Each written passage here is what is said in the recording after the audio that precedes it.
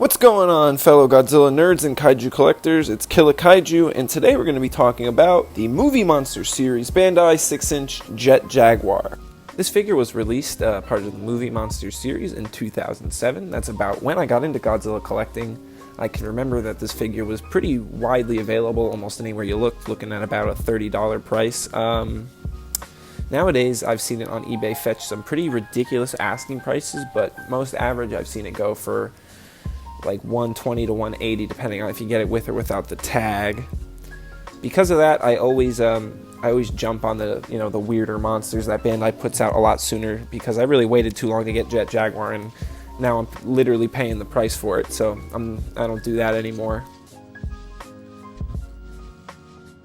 Looking at the detail at this figure, he's pretty simple. He's mostly smooth all around. He's supposed to be a robot that grows to giant size, so he looks like a robot made in the 1970s. He's got this matte red and orange and blue here with the shiny silver body. He's mostly smooth, and his arms and legs have this ribbed-like texture. He looks pretty good. It's well done, and I'd say accurately represents the figure, although the design of the figure itself is nothing too complicated. I really like the bolts on his head and the sharpness of the crest there. I like that a lot. I really like the emblem on his belt there. I think that looks really good. We've even got some slick iron cheeks to boot. Ooh-wee. There's really nothing not to like about this figure. It's nothing crazy, but it's pretty well done if you ask me. It doesn't blow me away.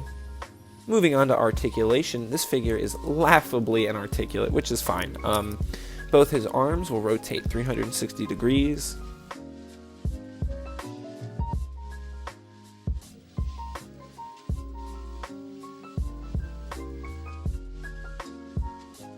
He will also rotate completely around at the mid-torso there.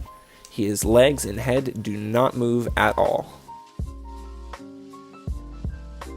Let's take a look at the tag. It's got this nice purple border and a nice action pose of Jet Jaguar posing on the front there, double pose in one sentence. On the back here, we've got a nice silhouette of Godzilla with some kanji coming out of a fiery explosion. It says standard. I'm not sure why. I'm pretty sure this is part of the Movie Monster series, but anyway, moving on to the inside, we got some kanji I can't read, and this pretty cool picture of Jet Jaguar flying. Cool stuff. For comparison, I have some other Showa characters. Here is the 1968 Bandai Creation Godzilla. I'm just going to do it real quick. Movie Monster Series Mecha Godzilla.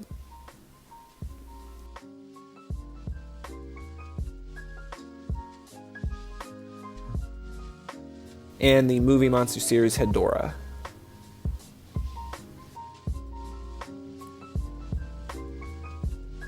For my final thoughts here on Jet Jaguar, the detail is pretty good. He's a simple character. He's not the most intricately designed. So he's pretty honestly smooth all around, which is good because that's how he looks. Like I said earlier, I really like the arms and legs he has. They just really remind me of what like a crummy toy robot or like a robot costume you would make as a kid, and I think that just ties his the idea of his character really well, or I guess the origin of it. With all that in mind, I'm going to go ahead and give it an 8 out of 10 for detail. Paint job, again, pretty simple. I really like how the colors are kind of matte, and the gray for the silver, like the robot body, is a little bit shinier. I find that contrast really appealing. Everything is done well. It doesn't look like there's any like misplaced paint anywhere, so paint's gonna get a solid 8 out of 10. Coolness, well, Jet Jaguar isn't the coolest figure or character that exists. He's kind of campy, he's kind of lame if you ask me, but figure looks really cool, I think, so I'm gonna give coolness here kind of cool. It's kind of cool, yeah. We're going with kind of cool. Value is kind of tricky because finding this figure is not an easy thing to do. You probably get it for between $120 to $180, depending on what you're trying to drop, whether or not it has the tag. I got this one for around $100, give or take 20 bucks. So if you could find it for that, I think that's a great deal. Some of the more ridiculous listings I've seen have been like $250, $300, and I've even seen a $1,000 listing on eBay, which is absolutely ludicrous for this figure. I wouldn't pay more than $150 for it.